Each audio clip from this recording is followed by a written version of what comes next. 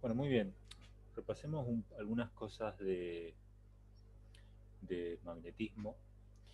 Así como en electrostática nosotros teníamos una, dos, n cargas y escribíamos los pares de, por ejemplo, tomábamos una carguita y escribíamos las fuerzas de interacción de esta carguita con esta, de este con este, de esta con esto, o sea, todas las fuerzas que sentía esta carga. Y si a esta carga le llamábamos Q, decíamos que la fuerza que sentía esta carga era su carga por algo que llamábamos campo E, donde el campo E lo considerábamos debido a todas estas cargas, ¿no? Por supuesto, el campo E acá está evaluado en la posición de esta carguita y bueno, en fin, había una serie de detalles que ya discutimos, pero lo importante de esto es que eh, lo que quiero enfatizar acá es que eh, nosotros podíamos definir algo llamado campo eléctrico a partir de la ley de Coulomb, y el campo eléctrico existía simplemente por la mera existencia de estas cargas. Esto es algo que no ocurre en magnetismo. O sea, si yo tengo una carga puntual y esa carga puntual está quieta, bueno, esa carga no va a tener campo magnético.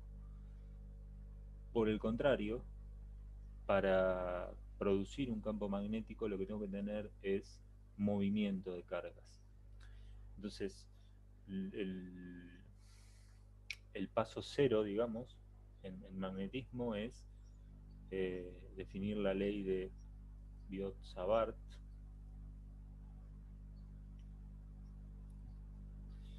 que dice que, bueno, si nosotros tenemos una espira de corriente, ¿sí?, por la que circula una corriente, no voy a elegir amarillo, circula una corriente, bueno, una corriente I,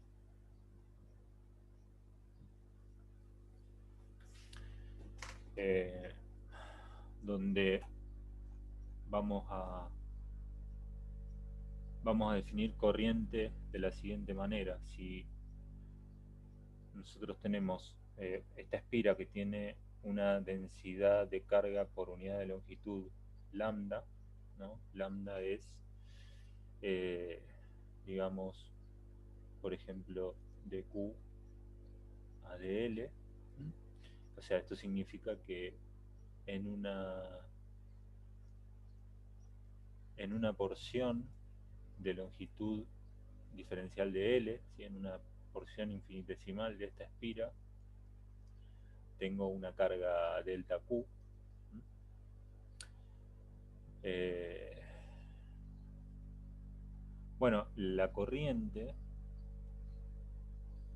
I se define como lambda por B, donde B es la velocidad a la que se mueven estas cargas, ¿sí? Acá estas cargas se están moviendo a velocidad B.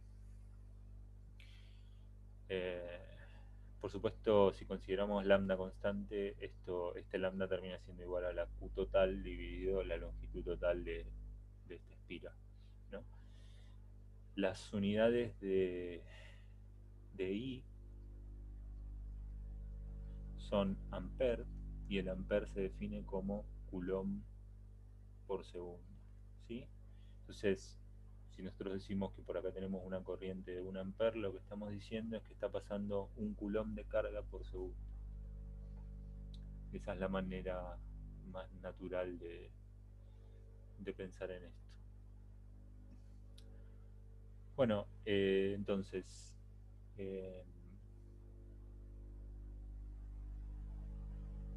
vamos como siempre a definir a agrandar un poquito este dibujo. un sistema de referencia.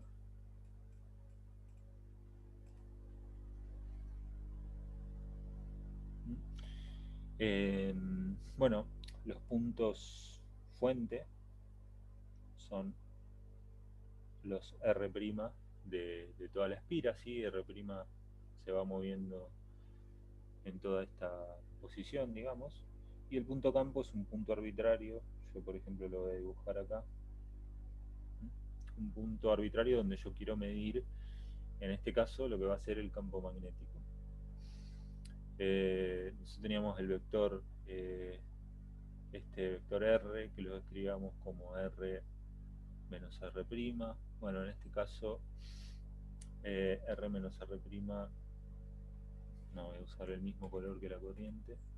R menos R' está acá. Este es el vector R. Bien. Entonces, el campo magnético de esta distribución de corriente, si quieren, según Biot y Savart, se escribe así.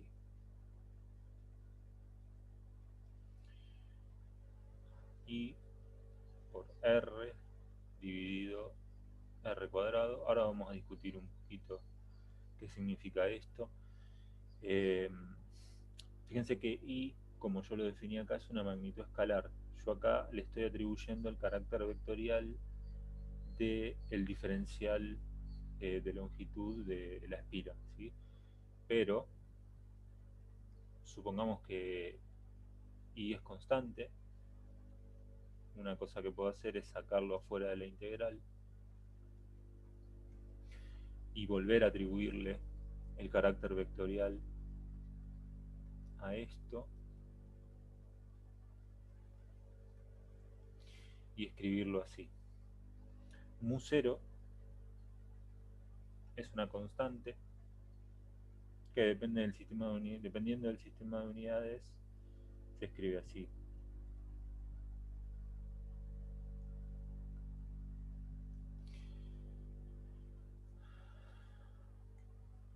Bien. Entonces, bueno, ¿cómo se obtiene esto? Bueno, hay un desarrollo que supongo que lo pueden repasar, que es suponer que uno tiene dos hilos de corriente infinitos, ¿sí? Y estudiar la fuerza que uno le hace a otro. La fuerza magnética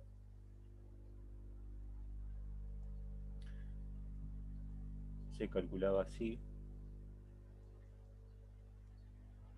¿sí? Entonces, bueno, un diferencial de fuerza magnética lo voy a calcular así. Y entonces si yo escribo este diferencial de fuerza de un hilo sobre otro, y hago una integral, sumo sobre toda la longitud del cable y qué sé yo, lo que tengo que lograr es aislar esto, B, y voy a llegar a una expresión de este tipo. No hago el desarrollo porque es un poco largo y honestamente no lo vamos a usar, pero los invito a que lo lean en cualquier libro de electromagnetismo, que está en todos realmente, ¿no? Es algo muy entendido y muy estudiado. Bueno, algunas unidades de B, dependiendo del sistema de unidades, por ejemplo el Tesla, que se define como Newton por ampere por metro.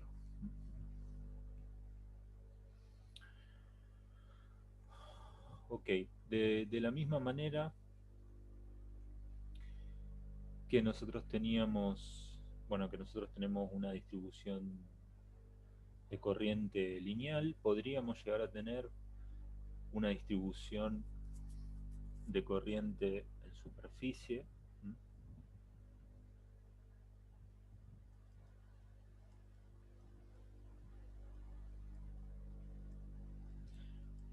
Por ejemplo, no sé, tenemos una sábana conductora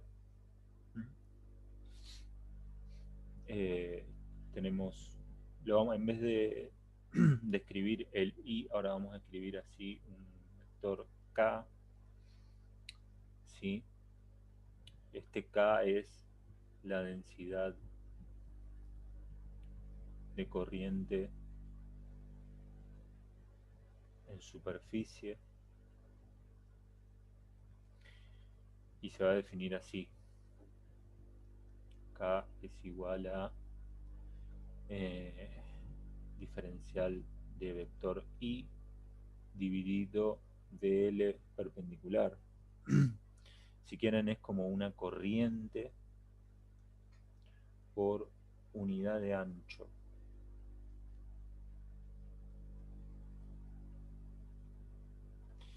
¿Qué quiere decir esto? Bueno, yo agarro acá una porción de longitud perpendicular al desplazamiento de la corriente, sí, por acá.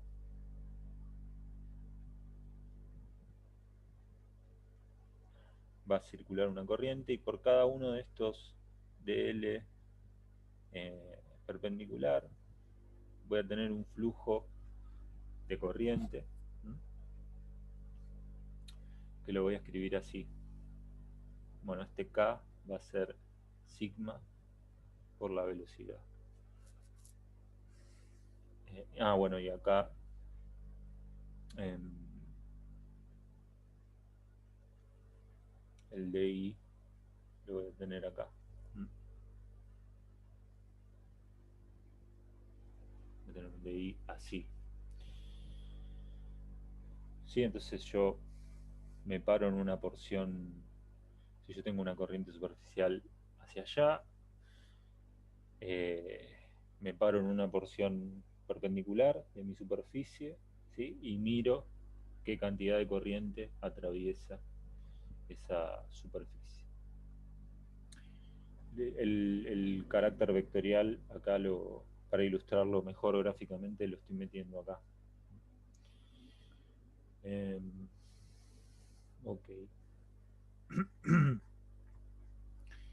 Bien, entonces, en este caso, el campo magnético B, producido por una distribución superficial de corriente, lo voy a escribir así.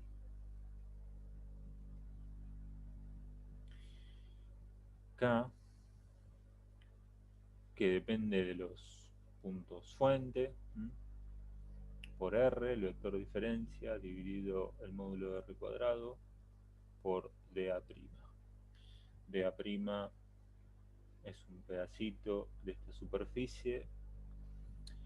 K no tiene por qué ser constante, puede depender del punto que estoy mirando de la sábana, de la misma manera que acá, bueno, acá como que lo puse, acá lo saqué afuera, pero podría haber dicho, podría ser I de R', ¿sí? Bien, corriente en superficie.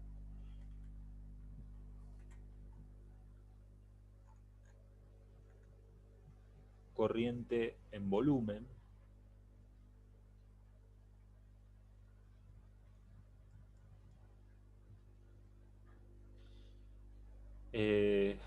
Bueno, supongamos que ahora, qué sé yo, tenemos, por ejemplo, un tubo de corriente.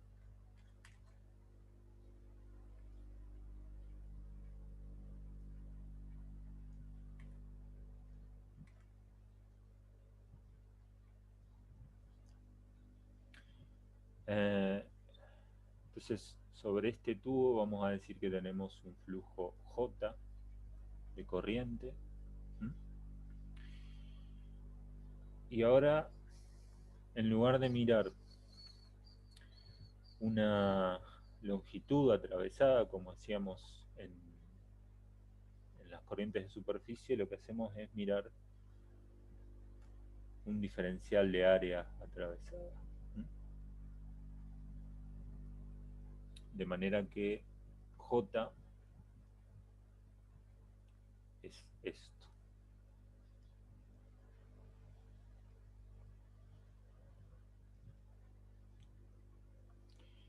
Entonces J es una corriente por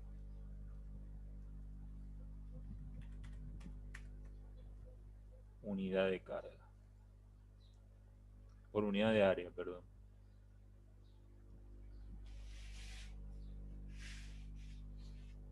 No se vayan a confundir con el hecho de que yo acá tengo una corriente en volumen y lo que la caracterizo con una corriente por unidad de área, ¿sí? Esta es por unidad de área atravesada.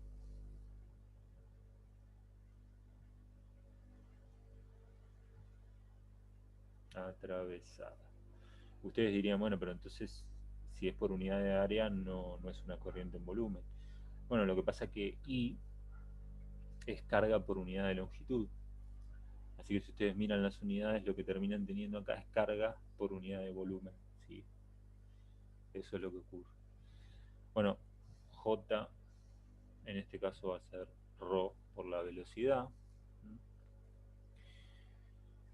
Y bueno, el campo magnético producido por una distribución volumétrica de corriente lo vamos a poder escribir así: mu sobre 4pi J R' por el vector diferencia dividido R cuadrado diferencial de volumen prima.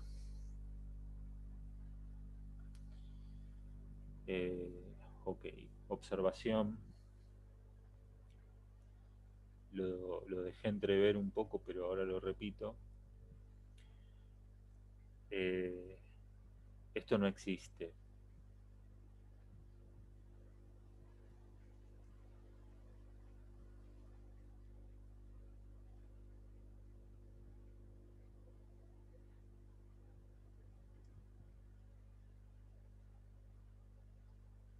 No existe.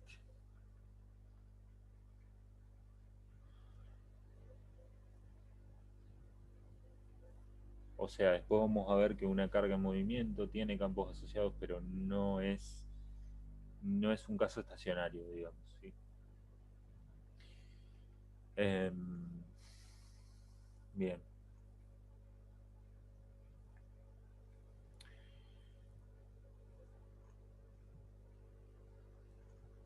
Entonces, bueno, enfaticemos que lo que decíamos acá, que esto nace de escribir la fuerza de interacción, la fuerza magnética de interacción entre dos hilos que conducen corrientes, ¿sí?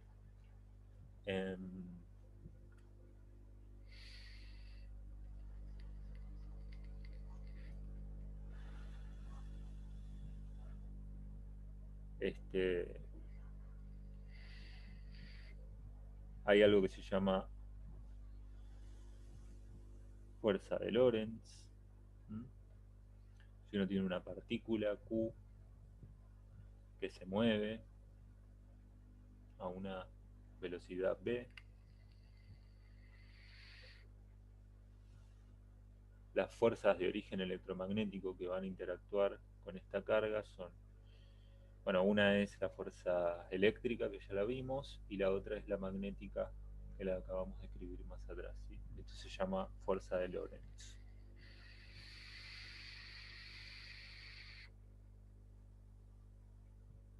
Ok.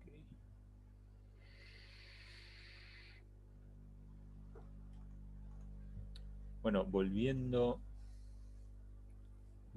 a este punto, si nosotros a partir de esto corriente total que atraviesa una superficie S. Esto es, asumamos que tenemos una J ¿sí? Tenemos esto. Entonces, la corriente total I que atraviesa una superficie es obviamente agarrar J e integrarlo en la superficie, cualquiera sea esa superficie, ¿sí? Yo tengo una distribución J de corriente, agarro una superficie S por acá,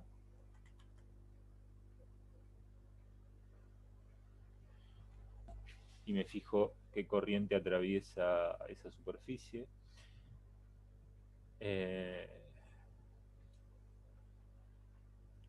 Bien.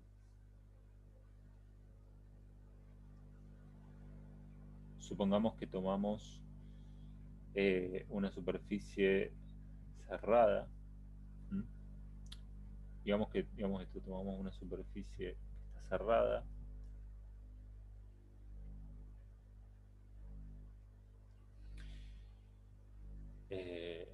Acá podemos usar el teorema de la divergencia.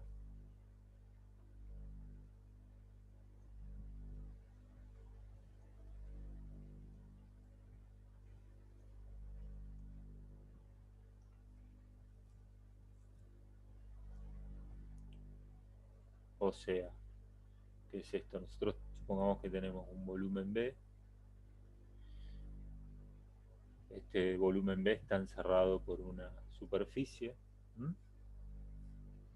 Por ejemplo, acá está, este es el diferencial de área. Y queremos ver qué pasa con la corriente. Bueno, fíjense que si J es hacia adentro, lo que significa esto es que está entrando corriente, por lo que el flujo J por dA es negativo. Sin embargo, si está entrando corriente, la carga está aumentando, ¿no?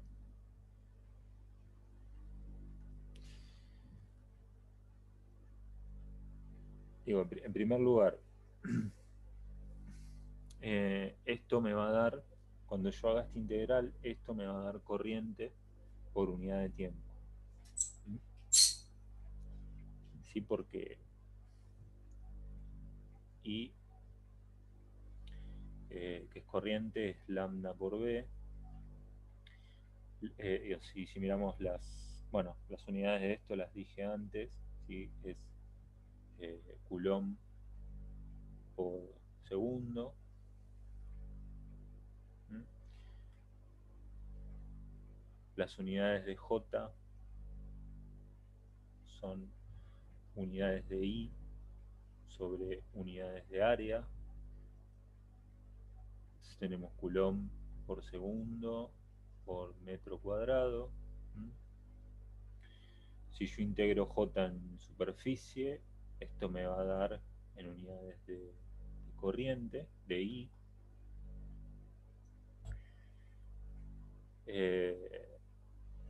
Entonces esto lo voy a poder escribir así, como dQ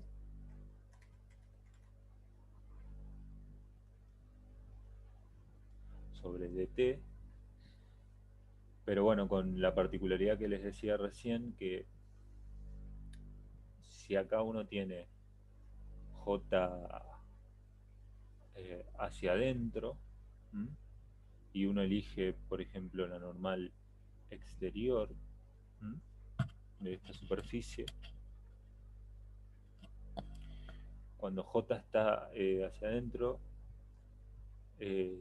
la carga, a ver, la carga va a estar en este esquema, esto va a ser negativo, pero la carga está creciendo, así que para compensar ese menos tengo que poner otro menos acá. ¿Sí? Entonces, fíjense que me queda, lo escribo en limpio acá abajo, tengo B. Sí, voy a trabajar con esta parte, que es la que me interesa. la divergencia de J, diferencial de volumen es menos dQ a dt.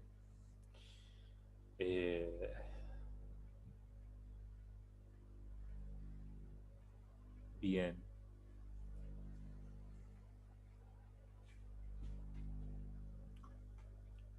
Voy a escribir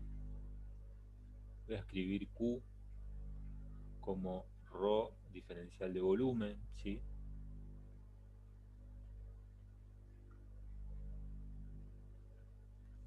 Esto es Q. Como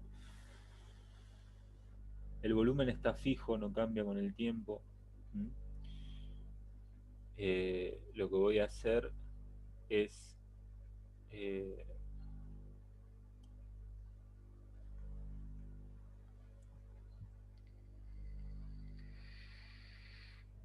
voy a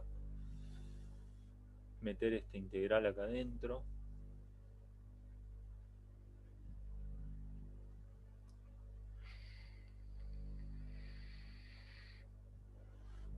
En este contexto, derivada total y derivada parcial son lo mismo. Y acá fíjense lo que obtuve. Obtuve que dos integrales en el mismo volumen son iguales. Como este volumen es arbitrario, bueno, esto solamente va a ocurrir, perdón, acá tenía un signo menos, si se cumple esto,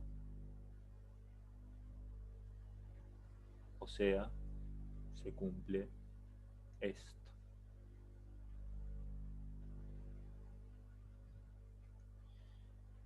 Y esta es la famosa ecuación de continuidad.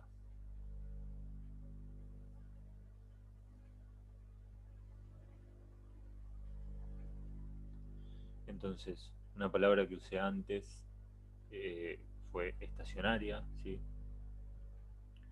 Corrientes estacionarias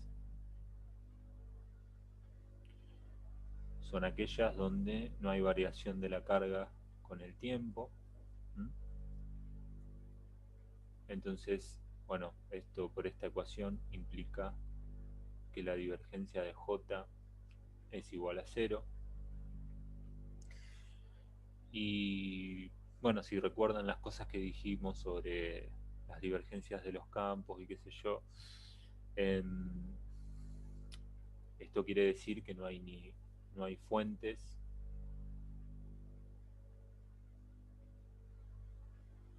ni sumideros para J, o dicho de otra manera, las líneas de J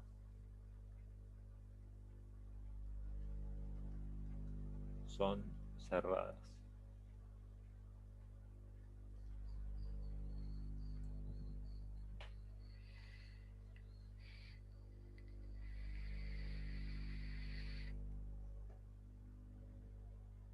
Sí, por eso nuestro ejemplo 0 fue la espira.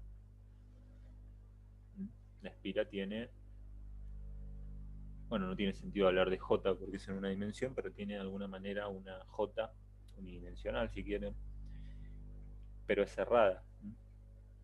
Esto, una carguita Q, no produce una J. Bien. Entonces veamos un ejemplo de un campo.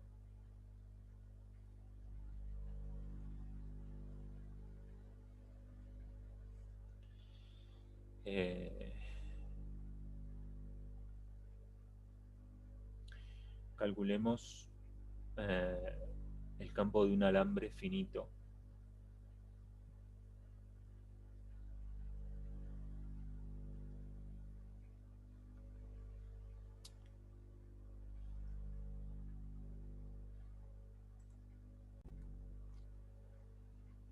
Donde finito es entre comillas. Ahora vamos a ver qué significa este finito. en realidad lo que vamos a hacer es estudiar un alambre infinito por pedazos, ¿sí? Vamos a hacer lo siguiente. Vamos a considerar un alambre por el que circula una corriente I. Entonces vamos a mirar un punto P.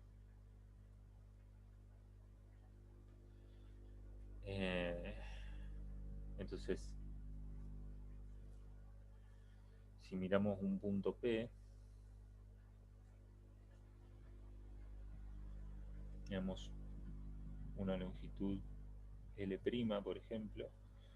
Bueno, esta longitud L' subtiende este vector diferencia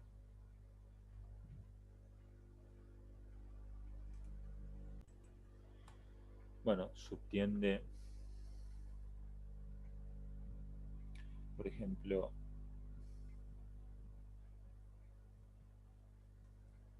vamos a tomar este pedacito, ¿sí? Supongamos que este ángulo es θ1 y este ángulo es θ2. Bueno, lo que queremos calcular nosotros, B, es, bueno, mu0 sobre 4pi por I por dl' por R, ¿sí? El vector diferencia dividido R cuadrado. Bien, entonces, fíjense, vamos por partes. Calculemos dl' por este R, ¿m? En módulo. En módulo esto es el módulo de dl', ¿sí? Por la definición de producto vectorial, el módulo de el vector diferencia pero versor, así que esto es 1, por el seno del ángulo entre ellos dos. Y bueno, si dl está acá, si dl está, consideremos dl en este sentido, hacia allá, el ángulo este va a ser alfa. Entonces acá pongo seno de alfa. Pero si uno mira acá arriba y hace un poco de trigonometría, lo que ve es que es lo mismo ese alfa que este tita que está acá. ¿Sí? Entonces, bueno, acá por trigonometría también, esto que yo llamé L' es una distancia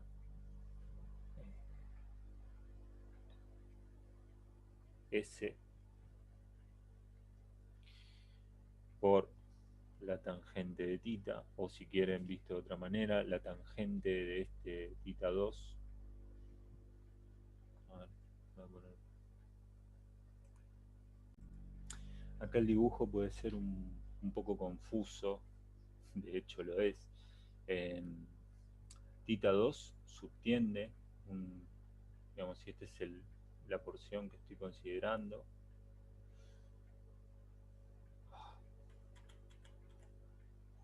y P está acá, tita 2 acá subtiende de alguna manera un triángulo rectángulo, y tita 1 también, ¿no? Pero otro triángulo rectángulo. Si quieren, este es el de tita 2 y este es el de tita 1. Por supuesto este lado es el mismo, ¿no? Bueno, entonces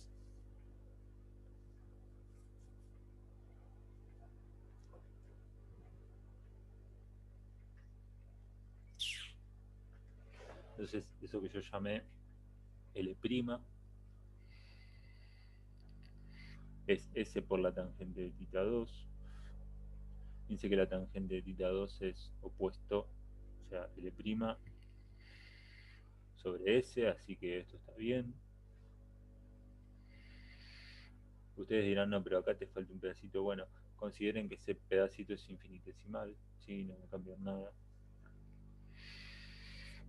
Eh, entonces, si yo quiero escribir ahora un dl', eh, tengo que diferenciar el ángulo, ¿sí? Ese es constante, entonces me queda S. Eh, para diferenciar la tangente, lo que tengo que hacer es derivar la tangente y multiplicar por el diferencial de tita.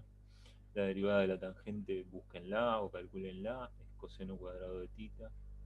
Me queda el diferencial, entonces acá me va a quedar S1 sobre coseno cuadrado de tita, diferencial de tita.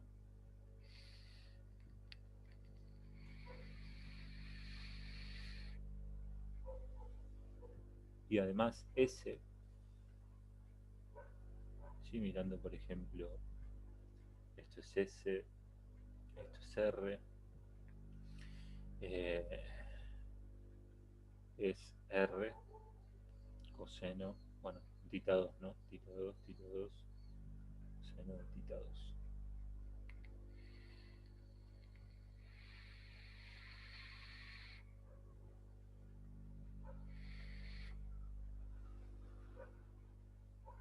Entonces fíjense, reemplazo este S acá y lo que voy a poder despejar es el 1 sobre R cuadrado de esta integral.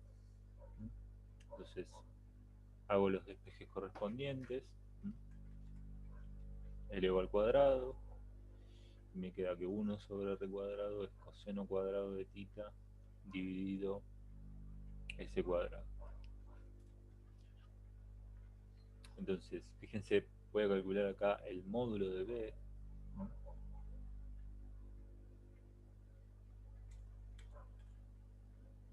¿Sí? Fíjense que estoy ignorando el carácter vectorial de B, que está metido acá. Así que lo que estoy calculando es el módulo. ¿Sí? Si yo tomo módulo acá, eso se traduce en tomar módulo acá. Bueno, esto me queda mu0 por i sobre 4pi integral. Ahora digo los límites de el módulo de esto, que lo calculé acá. Eh,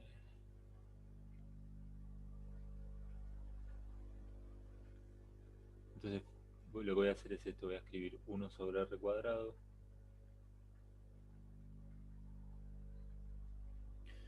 sería coseno cuadrado de tita 2. Ahora le voy a poner tita. Ahora voy a decir por qué. Y bueno, el dl' tenía después dl' por coseno de tita, ¿sí? Coseno de tita, y dl' es esto, es s sobre coseno cuadrado de tita por, bueno, el diferencial de tita lo pongo acá al final. Pero fíjense, acá esto se cancela, esto se cancela, esto se cancela con esto. S es constante, así que sale de la integral y me queda coseno de tita, diferencial de tita. Me falta definir los límites. Bueno, los límites, yo acá escribí un tita genérico. Lo que voy a hacer es tomar precisamente los tita 2 y los tita 1 que dibujé antes, ¿sí? Entonces esto lo voy a integrar entre tita 1 y tita 2. Si les confundió este análisis, simplemente repitan el mismo análisis con un tita genérico y cuando lleguen a esta parte ponen integrar de un tita 1 a un tita 2, ¿sí? Para integrar un alambre finito. Bueno, esto me queda entonces mu0 i sobre 4pi S, no, 1 sobre S, que sale afuera, eh, tita 1, tita 2, coseno de tita, diferencial de tita. Bueno, entonces finalmente B de R es mu 0 y sobre 4pi seno de tita 2 menos seno de tita 1. Esto por supuesto es un poco tramposo porque alambre finito y yo te escribí una corriente I continua, entonces en realidad lo que estoy haciendo es calcular una porción de campo de un alambre infinito. ¿Cómo obtengo el del alambre infinito? De verdad.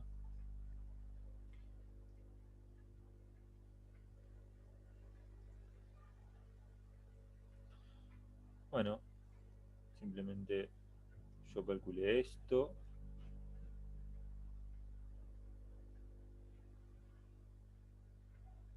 Ah, casi.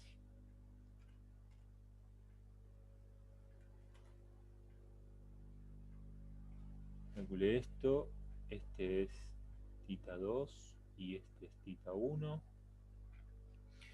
Yo acá puedo tomar tita 2 tendiendo a pi sobre 2, ¿sí? Que se haga así horizontal, y tita 1 tendiendo a menos pi sobre 2.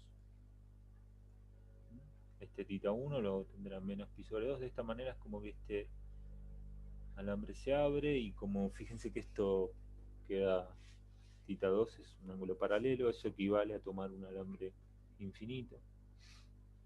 Entonces lo que me queda es simplemente mu 0 y sobre 4pi, acá me faltó s, dividido s por 2, ¿sí? Porque seno de pi sobre 2 es 1 y seno de menos pi sobre 2 es menos 1, 1 más 1, 2. Entonces me queda esto, mu 0 y sobre 2pi s. La dirección de este campo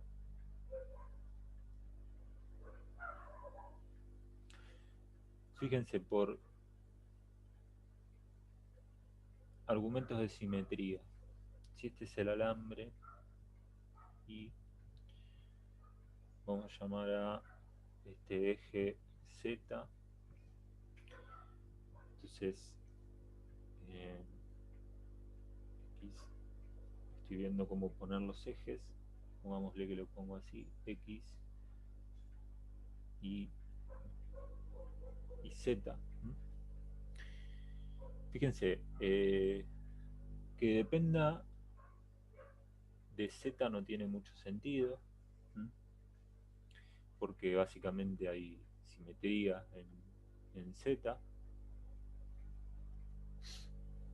Entonces, finalmente, lo que va a terminar ocurriendo, ¿sí? Uno por argumentos de simetría puede descartar un montón de direcciones, un montón, acá hay 3 direcciones, Z, la radial, y si usamos coordenadas cilíndricas, Z, la radial y la angular, y uno tiene en cuenta que B es un pseudo vector, ¿sí? Estudia cómo se comporta según reflexiones, traslaciones, etcétera. Es algo que no vamos a entrar en detalle porque toma un tiempito escribir. Uno puede ver que este B depende de la dirección phi. O sea, el B va a ser una cosa así. ¿Sí? La dirección phi es la dirección eh, que está en este plano, en el plano XY. Digamos, ¿dónde está blanco? Acá. Si yo tengo los ejes XY, este es el versor R y el versor phi es este. De manera que si yo miro un puntito por acá,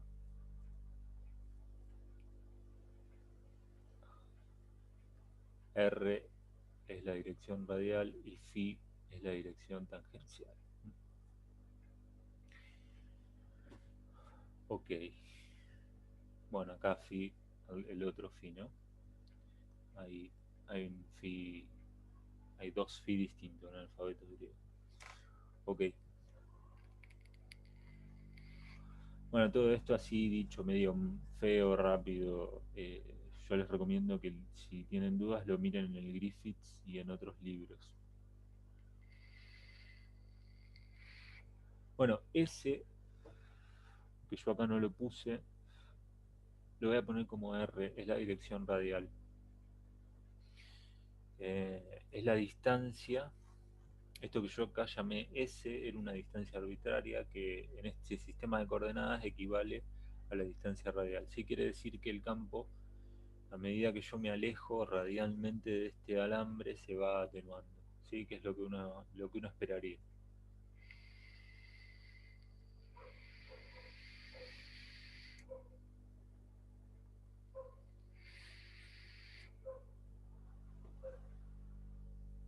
Bien, muy bien. Hay algo que se usa muchísimo que se llama ley de Ampère. Fíjense lo siguiente, supongamos el caso que estudié recién, el, el alambre infinito con, con una corriente I. Yo recién vi que B es igual a su módulo, que depende de R y está en la dirección phi. Supónganse que yo agarro una curva cualquiera, ¿sí? Acá, y fíjense qué pasa si yo calculo la integral a lo largo de esta curva de B por el diferencial de longitud de esta curva, ¿sí? dl es esto. ¿Sí? En general escribo un dl en coordenadas cilíndricas, eso se escribe así, dr en r versor más s más r diferencial de phi. En el libro de Griffiths usan S en vez de R, yo voy a usar R para no confundirse. Lo que está tratando de hacer Griffiths es distinguir la coordenada radial en cilíndricas de la esféricas, ¿sí? Por eso le pone una S y la otra R, según entiendo, creo que es lo que intenta hacer. Pero yo le voy a poner R. Sí, este es el diferencial de longitud en esféricas. Para encontrarlo uno escribe,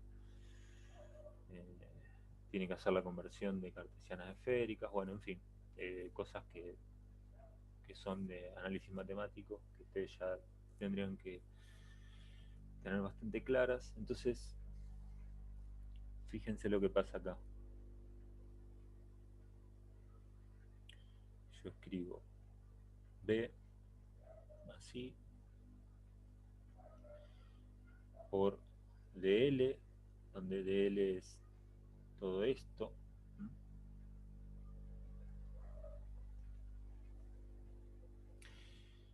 Pero fíjense, bueno, vamos a escribirlo bien. Vamos a escribirlo bien. Solamente me va a importar esta coordenada. Y B, yo lo calculé antes. B de R es mu 0 i sobre 2 pi r. Entonces esto es mu 0 i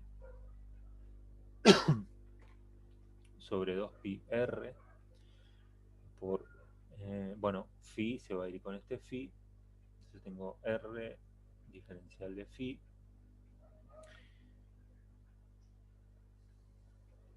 Y esto, fíjense que, bueno, R es arbitrario, está fijo, ¿sí? Digamos que estoy considerando que la curvita tiene un radio R arbitrario.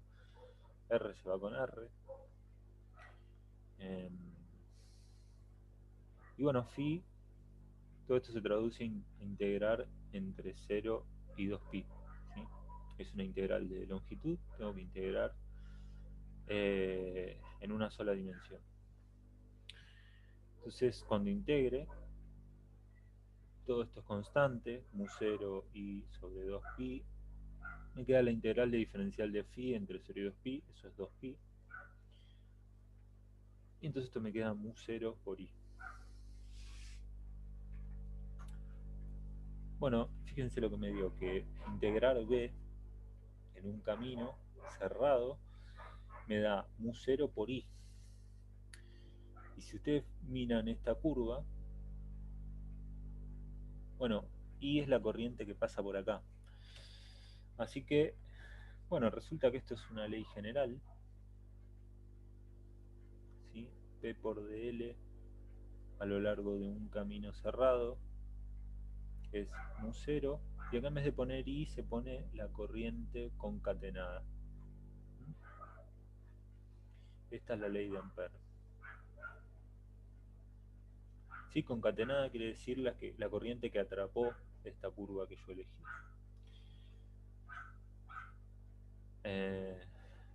Bien. Se le puede dar una vueltita de tuerca más a esto. La corriente concatenada, si esto fuese una distribución en volumen, por ejemplo, yo la puedo escribir así, J por dA.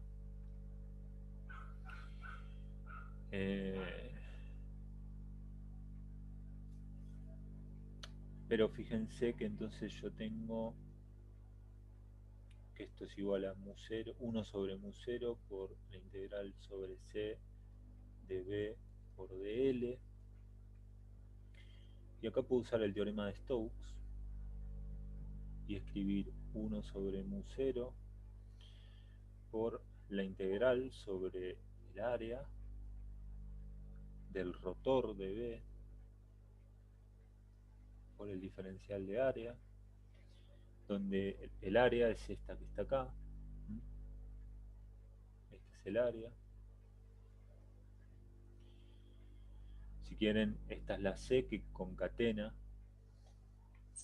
o que subtiende esta curva, digamos. Entonces fíjense, yo esto lo reescribo así: J por dA igual a, bueno, rotor de B, el mu0 lo voy a meter adentro, por dA, y por el mismo argumento de antes, como estas son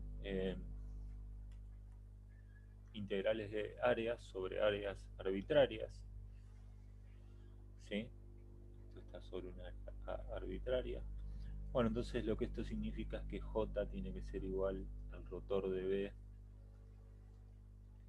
sobre mu0, y entonces esto finalmente se escribe así: rotor de B es igual a mu0J.